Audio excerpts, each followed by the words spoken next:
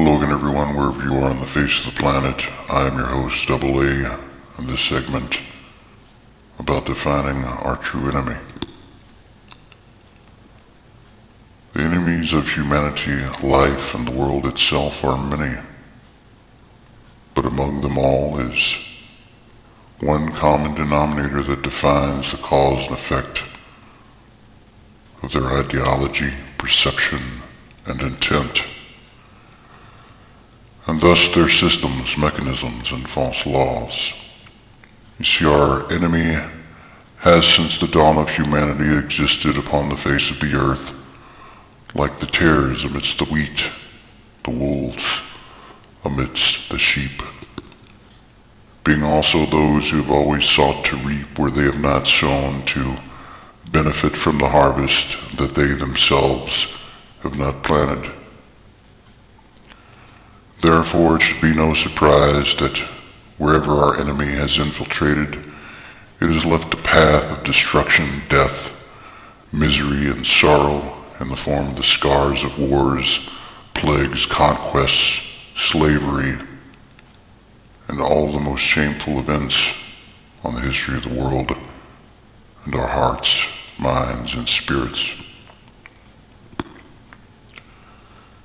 And so the name of our enemy is none other than the predatory profiteer. Yes, there is an identifying mark on these creatures, and the mark is mammon, also known as money, because predatory profiteers always place the mark above the value of everything else on earth, more than the health and lives of our children, more than the truth and peace, more than family or futures, because in truth the predatory profiteer has only the desire of its own self-preservation, whose greatest tactics are evasion, deception, and illusion. Deceptions which implant in our minds that the only way to rise above the tyrannies and errors of the past are to avoid repeating the areas of those histories themselves, while simultaneously they use the illusions of false history to hide and omit the truth in order to create and maintain divisions among race, families, communities, states, and even nations, so that they can plot, play, and pit one against another in a perpetual opera of hate, wars, illness, death, and destruction. And so it's no wonder that when our children grow to become independent thinkers and at last they seek the truth after taking notice to a barrage of false history woven within only parts of truth, they become disturbed and injured within the essence of their being, having no understanding because they haven't been provided with any rhyme nor reason as to why we told them that monsters don't exist, when in fact they not only do exist, but in truth the worst monsters always appear to look like everyone else.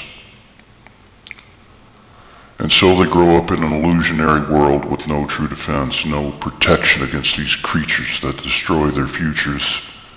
because we ourselves were never explained these things, and those who discover the truth rarely share it. Why? Because living in denial is a safer and more sane place to exist. So allow me to tell you the truth about these creatures, these beasts, the predatory profiteers. You see, they're the ones who create and maintain the false divisions between the people, the ones that allow chemical poisons to destroy the minds and true nurturing natures and instincts of your mothers, fathers, sons, and daughters. They're the ones who create scenarios to justify wars, genocide, and inhumanities throughout the world. They're the ones who manufactured false history in order to make everyone believe that the red race were savages, so that they could then justify their own savagery and genocidal campaign against it. They were the ones who said it was the white race who carried out the savagery while failing to include that it was red predatory profiteering guides and trackers that led murderers to the camps of their own nations. And they were the ones who said the black race was a race of lesser human beings in order to justify the enslaving of it, while hiding the fact that black predatory profiteers also rounded up and sold their own brothers and sisters to the slave masters themselves. And yes, they were the ones who said it was the white man who owned slaves, while failing to add that many whites did whatever they could to buy the slaves from slave masters to spare their lives and their children from being physically and sexually abused by those they knew who had such tendencies. So they are the same ones who accused white men and women of being traitors to their own race because they helped create the Underground Railroad and hide black families in their homes to prevent them from being massacred. So, my friends, I can tell you with great clarity